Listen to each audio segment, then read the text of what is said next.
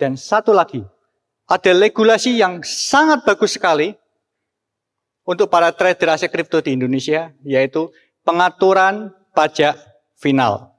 Pengaturan pajak final. Buat teman-teman yang nggak tahu nih, di Indonesia itu ada satu spesial pajak yang berbeda dibandingkan pajak manapun di dunia. Indonesia itu punya pajak final. Apa itu artinya?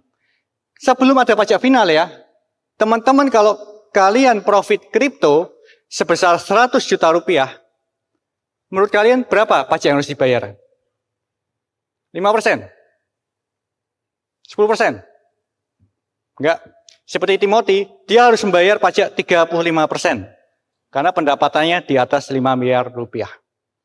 Jadi jangan senang-senang dulu. Sebelum ada pajak final ini, kalau kalian profit berapapun di kripto, pajaknya adalah seluruh profit Anda dikalikan tarif PPh kalian.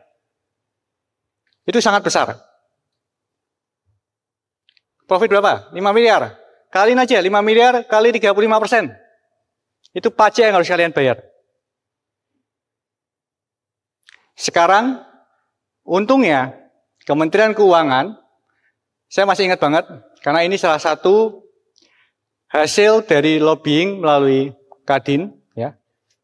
Saya terima kasih sekali buat Asosiasi Kadin yang membantu untuk bertemu dengan Kementerian Keuangan pada saat itu, yaitu Bu Sri Mulyani, untuk bisa meloloskan tarif pajak final. Di mana seluruh transaksi kripto di Indonesia ada pajak final dengan tarif PPh besaran cuma 0,1%.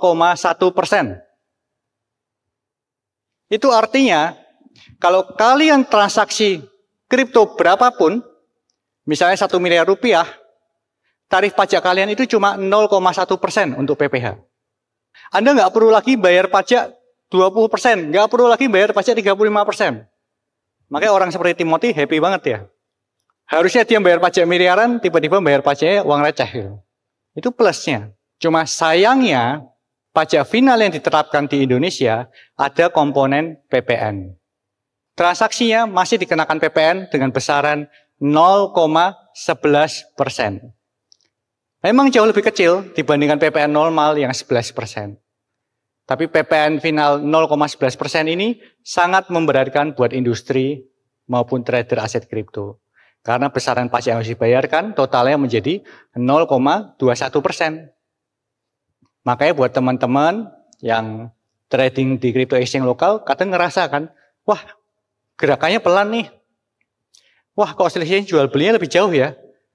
Itu karena salah satunya faktor adanya pajak final dan PPN 0,21%. Saat ini kami dari Indodax bersama dengan teman-teman kripto yang exchange yang lain, melalui Asosiasi Aspekrindo, melalui Asosiasi Aftek, melalui Asosiasi Kadin, sedang berusaha melobi sekali lagi supaya kripto dibebaskan dari pajak PPN. Harapannya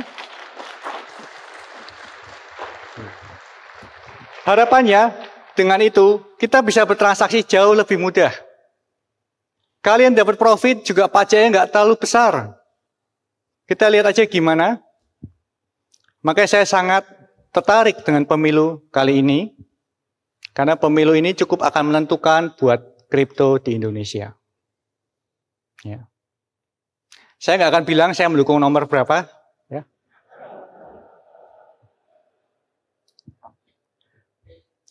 Buat yang penasaran bisa follow Instagram saya sih, Oscar Darmawan. Ya. Iklan dikit. Ya. Cuma menurut saya, pemilu kali ini sangat-sangat penting buat seluruh trader aset kripto untuk memastikan ekosistem kripto di Indonesia akan seperti apa dalam 5 tahun ke depan. Jadi hati-hati. Sekali lagi, hati-hati. Mungkin sampai sini aja. Ya, saya sudah dipelototin sama Timothy. Semoga apa yang saya sampaikan bisa memberikan insight apa yang terjadi di ekosistem kripto di Indonesia dari tahun 2013 sampai sekarang. Cerita yang nggak pernah saya ceritakan sebelumnya, tapi karena Timothy adalah best friend saya, Dan saya dibujuk sama Timothy, bro cerita. Jadi hari ini saya beberkan ceritanya. Ya. Cuma sayang banget saya nggak bisa cerita kasus-kasus yang kena di kita, yang khususnya di awal-awal kemarin. Ya, kalau mau tahu kasus yang nyerang kita ya nonton film 13 Bom Jakarta itu cuma setitik kecil kasus yang kena di Indodax kemarin. So far, tapi dengan pengaturan OJK yang kita lagi tahap transisi sekarang, teman-teman jangan khawatir. Saya percaya kripto bakal tetap ada di Indonesia dan teman-teman bisa tetap profit lewat kripto. Oke, kasih tepuk tangan yang paling meriah untuk Pak Oscar. Terima kasih Pak atas waktunya.